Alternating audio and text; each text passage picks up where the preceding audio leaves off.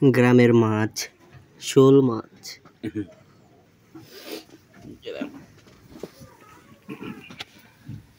আলু ভাজি, সাথে গুঁড়া মাছ অ্যান্ড টমেটো।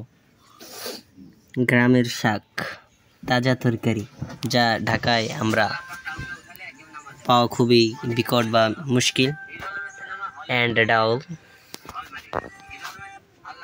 অ্যান্ড আমাদের মুরগি।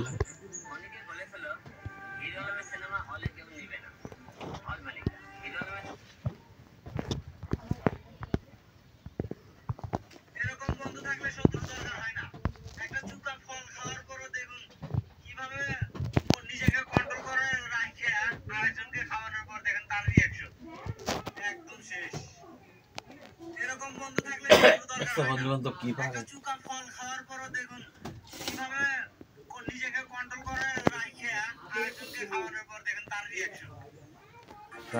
খানাই করে না।